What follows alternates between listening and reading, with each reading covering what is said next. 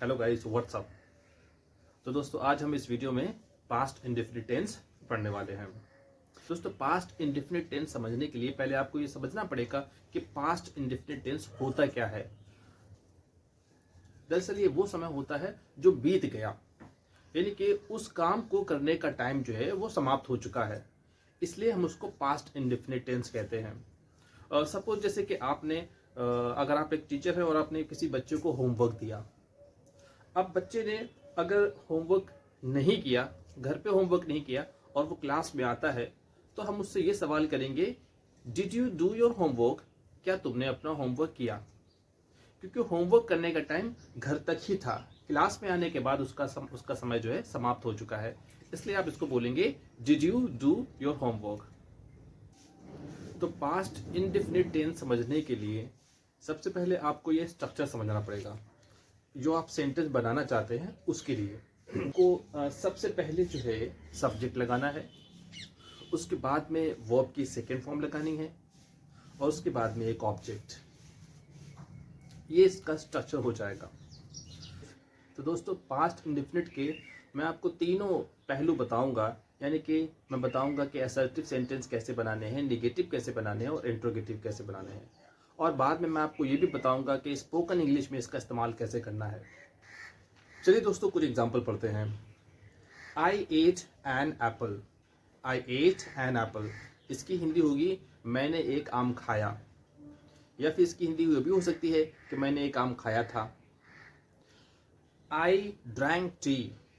I drank T, मैंने चाय P, या फिर मैंने चाय पी थी।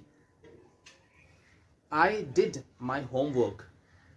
आई डिड माई होमवर्क, मैंने अपना होमवर्क किया था, या फिर मैंने अपना होमवर्क किया।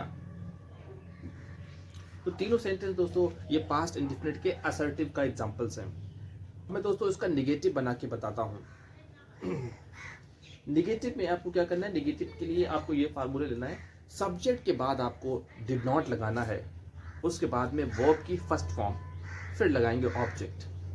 सेकेंड फॉर्म दोस्तों सिर्फ और सिर्फ असर्टिव में ही इस्तेमाल होती है, बाकी निगेटिव में या इंट्रोगेटिव जो आने वाला है उसमें भी हम फर्स्ट फॉर्म का इस्तेमाल करेंगे।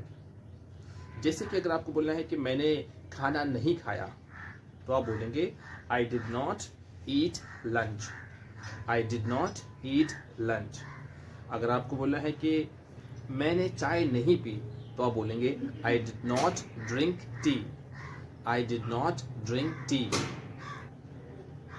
उसने अपना होमवर्क नहीं किया, he did not do his homework.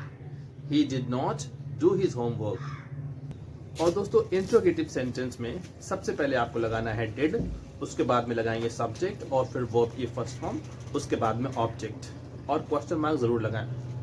जैसे कि क्या उसने खाना खाया, तो आप बोलेंगे did he eat the lunch. Did he eat the lunch. अगर आपको बोलना है कि क्या आपने चाय पी, तो आप बोलेंगे did you drink the T. Did you drink the T.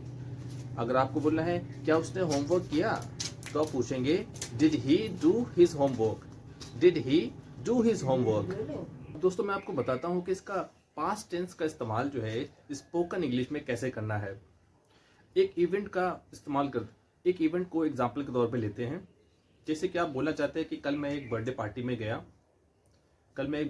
में गया था, वहाँ पे मैंने उसको गिफ्ट दिया, उसके बाद मैंने खाना खाया और फिर मैं वापस आ गया। देखिए इसको पास्ट इंडेफिनिट में आप कैसे बोलेंगे। I went to a birthday party yesterday. I gifted him. I ate food. After that I returned. तो देखिए दोस्तों इसमें हमने जितने भी वर्ब लिए हैं सबकी हमने सेकंड फॉर्म ली है, जैसे कि वेंट, गिफ्टेड, एट और रिटर्न्ड। ये वर्ब की सेकंड फॉर्म है।